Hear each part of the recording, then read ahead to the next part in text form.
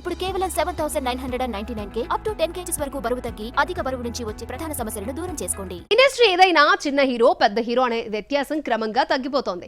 Solid hit పడితే బడా directors కూడా యంగ్ హీరోస్ తో సినిమా చేయడానికి సై అంటున్నారు. ప్రెసెంట్ ఇలాంటి ఓ క్రేజీ కాంబో టాలీవుడ్ లో సెట్ అయినట్లు తెలుస్తోంది. సిద్ధు జొన్నలగడ్డ డీజే టిల్లుతో ఓవర్ నైట్ లో స్టార్ అయిన హీరో. రీసెంట్ గా వచ్చిన టిల్లు స్క్వేర్ కూడా బాక్స్ ఆఫీస్ వద్ద మ్యాజిక్ చేసింది. దీంతో సిద్ధు క్రేజ్ డబుల్ అయింది. తన పారితోషికం 300 పెరిగింది.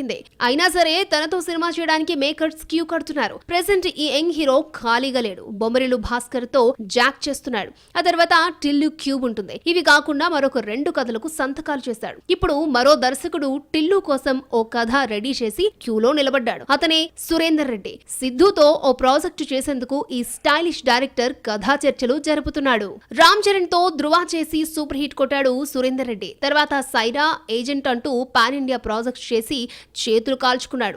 ఒకదాని తర్వాత మరొకటి ఫ్లాప్ అవడంతో సూరి కెరియర్ డైలమాలో పడింది.